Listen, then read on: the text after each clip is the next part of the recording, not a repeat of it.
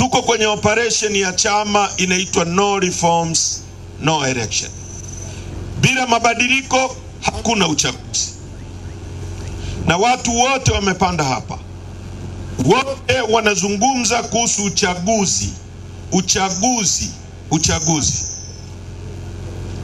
Na CCM, kwa sababu pia elimu yetu ni ya kijinga sana, kati ya nchi ambazo zina elimu ya hovyo ambayo haifundishi watu wake critical thinking ni nchi yetu. Kuna siku mwandishi wa habari mmoja Kenya aliwahi kumuuliza Mwalimu Nyerere, "Mwalimu, nasikia uko kwenye nchi yako kwamba unafanya vitu fulani na fulani na fulani." Mwalimu akamjibu hivi, mtu akikwambia mimi ni baba yako, utakuja kuniuliza kwamba eti mwalimu wewe ndio babangu? Si unajua mimi sio babako. Sasa nchi hii watu wetu wanapewa elimu ambayo unakutana na mwanaume ukamwambia unajua wewe ni mwanamke, anakimbia kwenda kujiangalia na anajua yeye ni mwanaume. Sasa ni tatizo kubwa sana. Kwa hiyo CCM wameleta elimu ya kijinga, imesababisha watu wetu hawafuatilii mambo ya muhimu. Watu wetu wanakuwa maskini wa kutengenezwa, maskini wa kutengeneza kabisa. Watu wachache kabisa wananufaika na rasilimali za nchi yetu. Sisi tunakaa tunasema aliyeko juu ngoje chini. Na ni nchi yenye methali kweli za kijinga, mtakacha uvunguni sharti ainame. Aliyeko juu ngoje chini. Sui nini za kukufanya uamini vitu vya kijinga.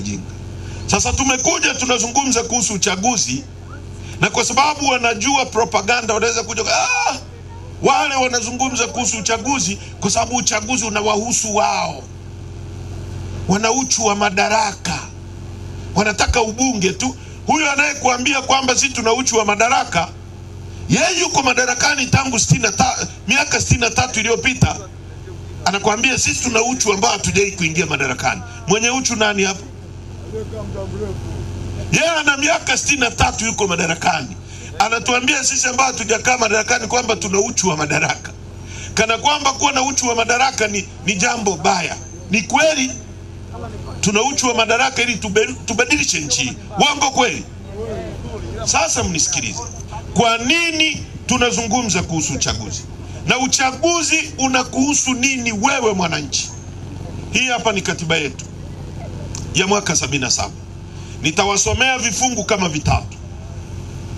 Ibara ya 8 ya katiba yetu inasema hivi: Jamhuri ya Muungano wa Tanzania ni nchi inayofuata misingi ya demokrasia na haki jamii. Na kwa hiyo wananchi ndio msingi wa mamlaka yote, na serikali itapata madaraka na mamlaka yake yote kutoka kwa wananchi kwa mujibu wa katiba hii. Hiyo ni katiba. B, lengo kuu la serikali litakuwa ni ustawi wa wananchi. Lengo kuu, sio lengo tu. Lengo kuu la serikali itakuwa ni ustawi wa wananchi. C, serikali itawajibika kwa wananchi. Hiyo ni ibara ya 8. Ibara ya 9 na wasomea kifungu I, kwamba matumizi ya utajiri wa taifa yanatilia mkazo maendeleo ya wananchi, na hasa zaidi yanaelekezwa kwenye jitihada za kuondosha umaskini namba 1, ujinga namba 2, maradhi namba 3. Hiyo ni ibara ya 9 kifungu I. Sasa ningeweza kusoma ibara ya 15, 18, 27, zote hizo zinazungumza maisha yenu, lakini nataka nisome kifungu cha mwisho ili nijenge hoja zangu. Ibara ya 27: kila mtu ana wajibu wa kulinda mali asili ya Jamhuri ya Muungano, mali ya mamlaka ya nchi na mali yote inayomilikiwa kwa pamoja na wananchi, na pia kuheshimu mali ya mtu mwingine. Sasa ibara ya 8 nimewaambia inasema msingi wa mamlaka na madaraka yote ya serikali ni wewe mwananchi. Maana yake ni nini? Maana yake ni kwamba Badala ya sisi wa Tanzania wote tuwe marais wa nchi, tusimamie rasilimali zetu kwa niaba yetu, haiwezekani tukawa wote marais. Tunachagua mtu mmoja kwa niaba yetu, tunakasimu mamlaka yetu kwa mtu mmoja asimamie kwa niaba yetu. Badala ya sisi wote Same Mashariki, Same Magharibi, Tarime, Mwanza, Bunda, twende bungeni tukajiwakilishe. Hakuna ukumbi wa kutosha kutubeba wote. Tunateua mtu mmoja kwa niaba yetu akatuwakilishe, akasimamie rasilimali zetu. Kwa kizungu mbunge anaitwa a taxpayer representative, mwakilishi wa mlipa kodi. Mwakilishi wa mlipa kodi. Badala ya sisi wote kata sui kata gani twende halmashauri na kata nyingine, hakuna ukumbi wa kututosha, tunateua mtu mmoja awe diwani kwa niaba yetu. Kwa hiyo jambo la kiuchaguzi ni jambo la wananchi, ni jambo muhimu kuliko mambo yote tunayojua, kwa sababu uchaguzi unatupa viongozi ambao ndio wanaenda kupanga maisha yetu kwa niaba yetu. Sasa katiba hii imesema lengo kuu la serikali itakuwa ni ustawi wa wananchi. Mzee, ustawi ni nini? Tukisema ustawi, wewe mwenye jacket, ustawi ni kwamba uweze kuishi vizuri, sawa sawa, ulale vizuri, utibiwe vizuri unapougua, uendeshe gari inapowezekana, utembee kwenye barabara nzuri, upate maji, kila kitu. Ndio maana ya ustawi.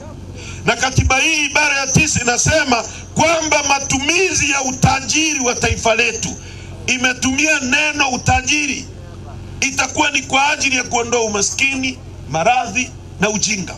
Sasa ndugu zangu wa Same, nchi hii ni nchi iliyobarikiwa kuliko nchi nyingi sana duniani, na ndio maana katiba yetu inatambua neno utajiri wa nchi yetu. Ina kilomita za mraba, ukubwa wa ardhi yetu ni kilomita za mraba 945. Ukichukua Kenya, ukichukua Uganda, ukichukua Rwanda, ukichukua Burundi, ukiziunganisha kwa pamoja, zina kilomita za mraba 890. Sisi peke yetu nimewambia laki ngapi? 945. Ni nchi pekee duniani yenye madini yanaitwa Tanzania, itapatikana kwingine kokote isipokuwa Tanzania, hapa kanda ya kaskazini hapo wapi hapo Simanjiro. Ni nchi yenye mlima mrefu kuliko yote Afrika, wa pili duniani, mlima Kilimanjaro.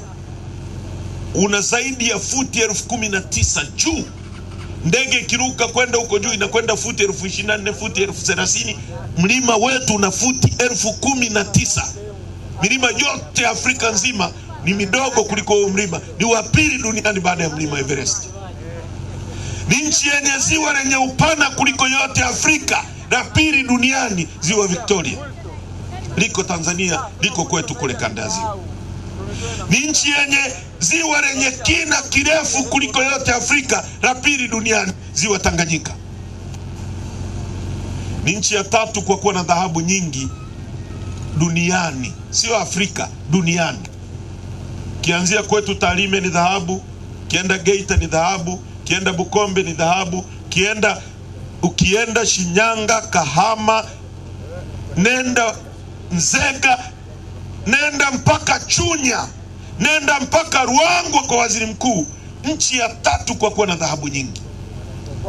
Ni nchi ambayo ukienda Kagera, Kabanga, inatoa madini yanaitwa nickel na cobalt, madini yanayotumika kutengeneza ndege na betri za simu mnazozitumia, yanatoka Tanzania. Ni nchi yenye mbuga kubwa kuliko zote Afrika na duniani. Ukichukua mbuga ya Serengeti, Ngorongoro, Manyara, Katavi, Ruaha, hata nyie mna mbuga hapa sio maarufu sana, inaitwa Mkomanzi, ndio? Ndio mnailalamikia hapa. Ukiziunganisha mbuga zetu kwa pamoja, zina ukubwa kuliko nchi ya Rwanda na Burundi combined.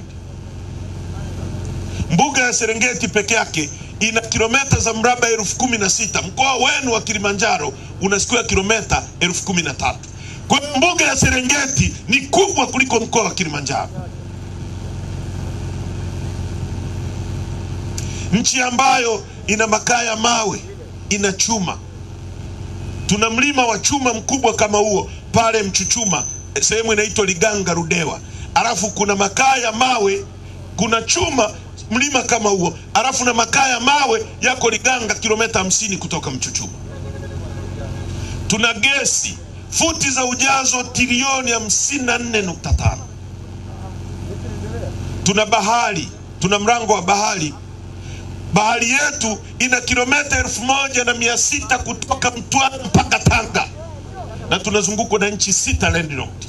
Nikizungumza landlocked, mama zangu, ni nchi ambazo hazina mlango wa bahari. Yaani ili mtu aendeshe gari huko inapita kwenye maji yetu. Mungu alitupa bure, anatulipa hela. Tunazungukwa na Rwanda, Burundi, Uganda, Malawi, Kongo, Zambia, zote ni landlocked. Ili mtu aendeshe gari Kongo inapita kwenye maji ya Tanzania. Mungu alitupa maji, hayaishi leo wala kesho, yako pale. Unachohitaji ni kujenga gati. Gati ndio stendi pale, meli itasimama ishushe mzigo au ipakie iondoke. Kwa hiyo mizigo inatoka Kongo, wakiwa nasafirisha mizigo yao, au Zambia, kopa wanapeleka China, inapita kwenye maji yetu. Mungu ametupa bure, tunalipwa hela. Hiyo bandari alijenga mkoroni, akaja Mwalimu Nyerere tulipochukua uhuru akaiendeleza, akaja Mwinyi akaiendeleza, akafikisha gati namba 4, akaja Kikwete akafikisha gati namba 6, akawapa tics, akaja Mkapa, Magufuli akaitoa gati namba 6 mpaka 8, akanunua mashine mpya zinaitwa 0 hours, akafunga pale ili bandari yetu iwe na uwezo wa kukompiti na bandari ya Beira na bandari ya Mombasa. Akafunga pale mashine mpya, akaiendeleza mpaka gati namba 8. Sisi tulitofautiana sana na Magufuli kwenye eneo la demokrasia sana. Mimi nilimsema mno bungeni kwa sababu ya mambo ya kuteka watu, sikuumiza watu, kupoteza watu, kwa sababu hakuna kitu chenye thamani duniani zaidi ya mtu. Kwa sababu ndege mnayoiona imeumbwa na binadamu mmoja. Kwa hiyo mtu unayemuua inawezekana ndio akazaa mtoto, akavumbua dawa ya ukimwi na akaokoa dunia nzima. Kwa nilitofautiana naye sana kwenye masuala ya kuumiza watu, haki za binadamu, masuala ya kuzima watu wasizungumze, tulitofautiana. Lakini kwenye eneo la kulinda rasilimali zetu alijitahidi kukopi modo ya Chadema na alifanya vizuri. Akajenga ile bandari. Leo hiyo bandari huyu mama amewakabidhi Waarabu wa Dubai mpaka kiyama, mpaka mwisho wa dunia. Una bandari. Dubai ni jangwa. Dubai, ndugu zangu, ina watu milioni 3. Milioni 3. Watu milioni. Sisi tuko 63 milioni. Kwamba sisi wote ni mandondocha. Waarabu milioni 3 ndio wana akili kuliko sisi, ndio wanakabidhiwa bandari waendeshe. Uwanja wa ndege wa Kieu hapa ameujenga Mwalimu. Mtalii akitua analipa $55, akiwa anaondoka analipa $55. $300 kwa mtalii kutua na kuondoka. Uko pale auishi leo au bomoki kesho. Mama ameingia, amewakabidhi Waarabu wa Omani wa uendeshe. Sisi ni ndondocha. Na mko hapa mnasema aliyeko juu ngoje chini. Mnashindana kwenye vijiwe kuhusu goli la mama. Sisi goli la mama. Si ndio mnachozungumza hicho? Siasa haituhusu. Nchi yetu inachezewa. Inakuaje nchi tajiri kama hii watu wake ni maskini? Hatuzungumzi hata vitu vya maana, basic things, vitu vya kawaida kabisa. Maji ya kunywa, watu hawana maji. Nchi ya 3 kwa kuwa na vyanzo vingi vya maji. Pale Kimbiji na Mpera kuna maji chini ambayo ni mengi kuliko dunia nzima. Wanasema wakitoboa pale Dar es Salaam nzima inazama. Tuna ziwa lenye kina kirefu kuliko yote Afrika. Tuna ziwa lenye upana kuliko yote Afrika. Watu wetu wana maji. Maji yanatoka ziwa Victoria yanaenda Misri jangwani, watu wana maji. Watu wa Same hawana maji miaka 63 baada ya uhuru. Wanakuja wanawaambia tuchagueni tutaleta maji, na wachagua, inapita miaka 5. Tuchagueni tutaleta maji, wanawachagua miaka 5. Mwalimu Nyerere alisema hivi, mtu mwenye akili akikuambia jambo la kipumbavu na wewe una akili, ukikubaliana naye anakudharau. Yaani mzee, wewe unaona hii ni gari, mimi nakwambia ni pikipiki, na wewe unaona ni gari sio pikipiki, ukikubaliana na mimi nakudharau. Ndio maana CCM wanawaambieni ujinga uchaguzi baada ya uchaguzi. Sasa kati ya nyie na wao, nani anaona mwingine mjinga? Na wauliza nyie wa pale, na ingiwa baridi, kati ya nyie na CCM nani anaona mwingine mjinga? Kwa sababu kila uchaguzi, hiyo barabara tuliotumia kwenda Ndungu, tuchagueni tutaiwekea rami. Mnawachagua hawaiwekei. Mwaka mwingine tuchagueni tutaiwekea rami. Nani mjinga kati ya wewe na wao? Wenda wazimu. Insanity is keep doing the same thing in the same way and expecting different result. Wenda wazimu ni kufanya jambo hilo hilo kwa njia zile zile na kutegemea matokeo tofauti. Huo ni wenda wazimu. Yaani wewe una shamba, unalima hapo, unapata gunia moja, huweki mbolea, unarudia tena msimu mwingine unalima, unategemea utapata zaidi, wakati msimu miwili ulipata gunia moja. Utakuwa mwenda wazimu sana, unless umeweka mbolea au umeliboresha. Nchi yetu ina matatizo kwa sababu ya uongozi. Mwalimu Nyerere alisema ili nchi iendelee inahitaji mambo manne. Inahitaji watu tunao milioni 63. Inahitaji ardhi yenye rutuba, tunayo, yenye madini, yenye dhahabu, yenye mbuga, yenye maji. Inahitaji siasa safi na uongozi bora. Ardhi tunayo, watu tunao. Nini kinakosekana? Siasa safi na uongozi bora. Nani miongoni mwenu anaweza kusimama hapa akathubutu kusema chini ya uongozi wa huyu mama tutapiga hatua hata hapa na pale kwenye? Anyoshe mkono nimuone. Anyoshe mkono. Wanakaa wanaogopa uchaguzi, wakikaa ni kusifiana. Hii Same na mabango ya huyu mama kuliko mabango ya biashara. Kiru kikata kona mama hatukudai, sui mama unaupiga mwingi. Choo kikichimbwa mama ametuletea choo, kana kwamba Same mlikuwa mwendi choo ni kabla ya huyu mama. Mama, mtu akikoa, mama tunakushukuru kwa kikohozi kizuri. Mvua ikinyesha mama ametuletea mvua. Nasema uongo? Nasema uongo? Vijana wana ajira, maisha ni magumu. Nchi gani hii ambao unasoma kwamba leo tunaagiza viberiti kutoka nje ya nchi vya bilioni 30 kwa mwaka? Miaka ya nyuma Mwalimu alijenga hapo kiwanda cha Kibo Matches, kilikuwa kinatengeneza viberiti hapa mkoa wa Kilimanjaro. Maana yake ni nini? Maana yake ni nini mtu wa Same? Leo kiberiti kikiisha Maore au Gonja au Kemakolere kule kwetu au Mamba Miamba, pesa inatoka hapa inakwenda India kuagiza kiberiti, inakwenda kutengeneza kiberiti. Ajira China, ajira India. Kama kiwanda cha Kibo Matches kingekuwa hapo, kingekuajiri wewe. Pesa ingetoka Mamba Miamba ikaingia kwenye kiwanda, ikaingia kwako. Wewe ukipata pesa unajenga nyumba na mwajiri huyu fundi. Fundi akipata pesa anapanda bodaboda ya yule kijana. Yule akipata pesa anakunywa chai kwenye mgahawa wa huyu mama. Pesa inazunguka miongoni mwetu. Leo inatoka hapa inakwenda India. Tuna serikali hapa? Tuna serikali hapa? Unatengenezaje ajira? Mwalimu Nyerere aliacha viwanda vya General Tires. Mimi nimekuwa babangu na Land Rover, tunanunua tairi za General Tires. Leo hatuwezi kutengeneza tairi ya bodaboda. Tuna bodaboda kila kitongoji.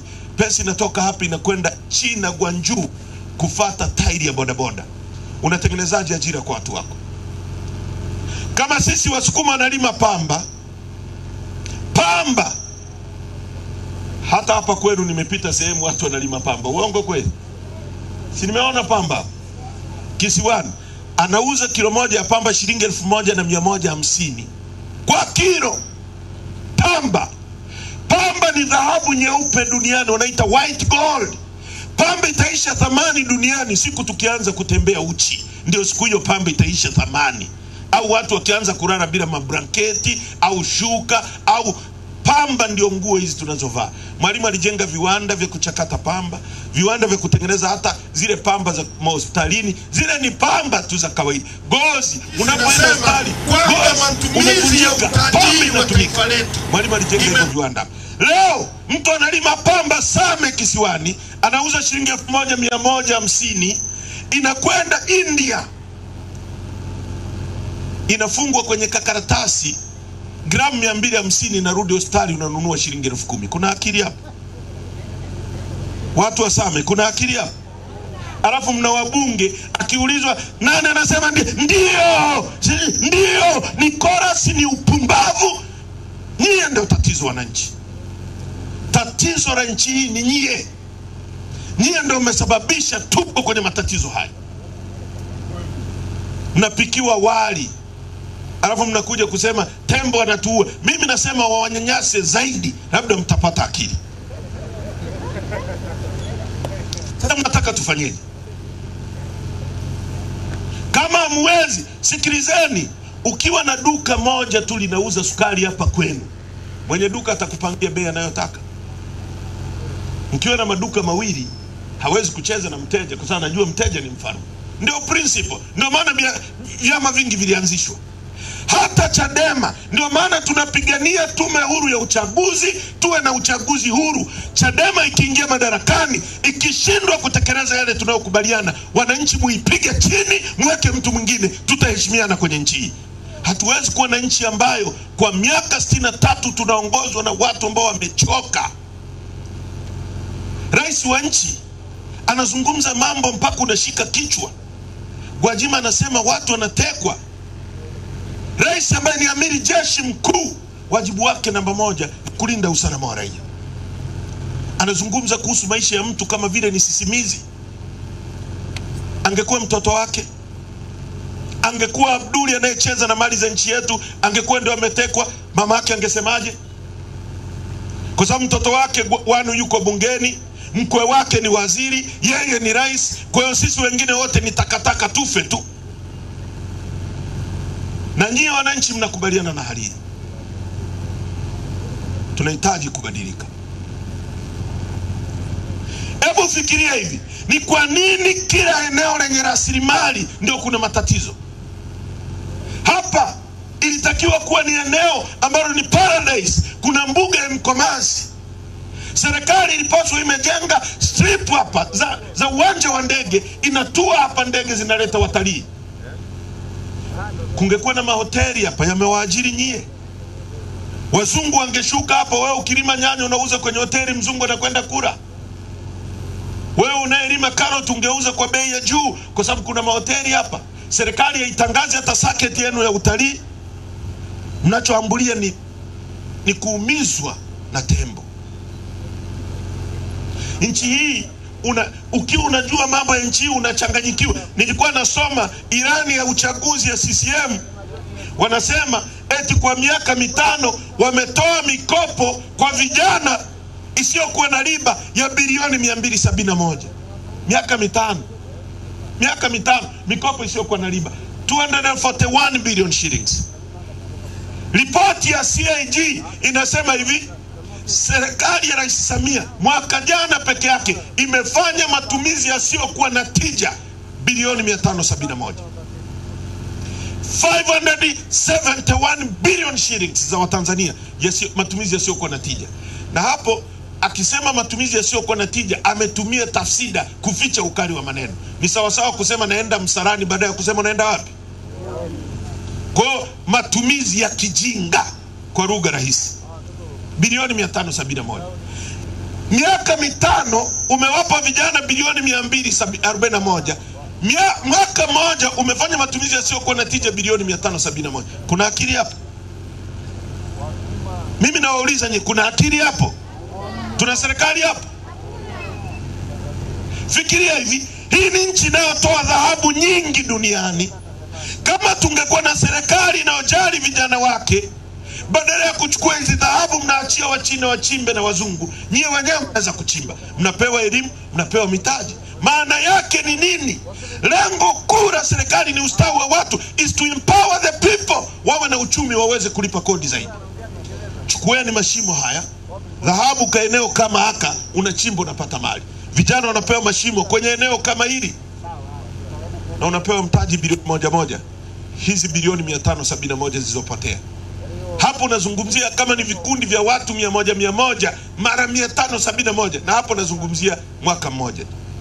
Kijana wa Kitanzania akichimba dhahabu, akiipata, pesa inarudi ndani ya nchi yetu. Maana yake atajenga, ataajiri fundi, atanunua simenti. Maana yake huyu kijana ataajiri kibarua. Leo wa China wanapochimba dhahabu wanaondoka nayo, wanakwenda kuendeleza nchi zao, sio sisi. Umaskini wetu sio umaskini ambao Mungu ametujalia, ni umaskini wa kutengeneza kwa kukosa mipango ya serikali iliyoko madarakani.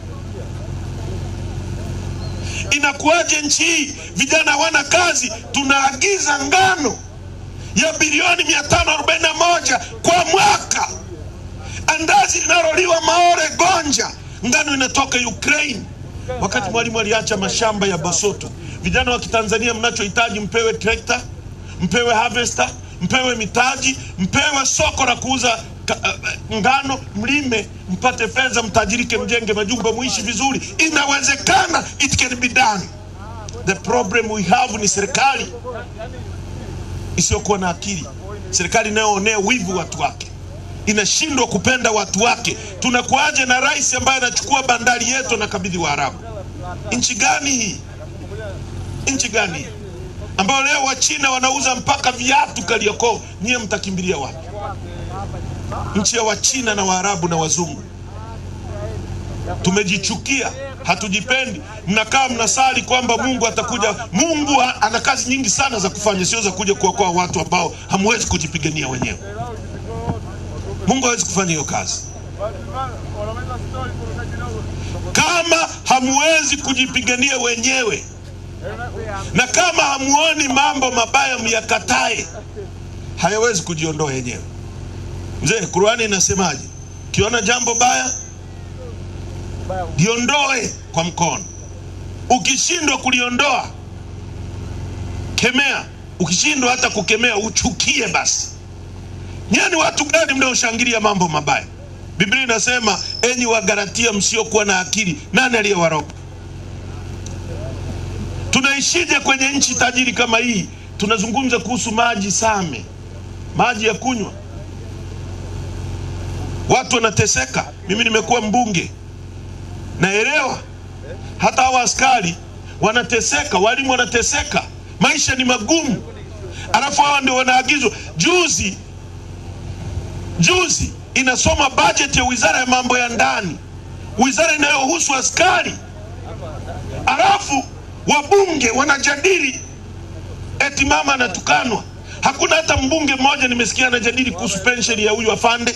Hakuna hata mbunge nimesikia anajadili kuhusu mshahara. Hawa askari kwa mara ya kwanza waliongezewa posho kipindi Lowassa anagombea, ili kuwadanganya wakaiongeza ikawa 300,000. 10 years now hawajawahi kuongezewa hata shilingi 100. Posho ya mbunge kwa siku, afande, na nyota zako, shilingi 600,000 kwa siku moja akikaa bungeni. Mkiona Matayo ameingia ameweka kidole hivi, ameongea hajaongea, 6 imeingia kwenye account. Mshahara 18 milioni. Ndio maana Matayo anasema, yani atawaongoza na watoto wake watawaongoza mpaka familia yake itakapochoka ndio waachie nyie. Sasa mmebaki mnasema tu tuhurumie, tupumue Matayo. Uongo kweli? Mmekata tamaa. Posho ya mbunge, mimi nimekuwa bungeni wakati ule tunalipwa 420, mshahara 12 milioni. Huyu afande, askari hawa, si tunatofautiana nao sana wanapotumwa kutuonea, lakini ni noble job, ni kazi ya utume. Hao watu wamekula kiapo kutoa maisha yao ili watulinde sisi.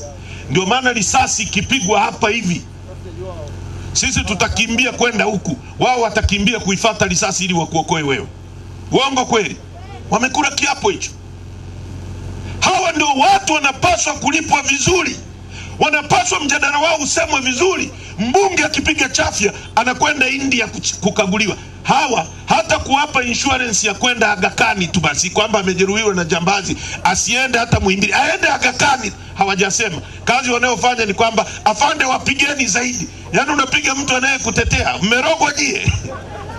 Hii akili gani?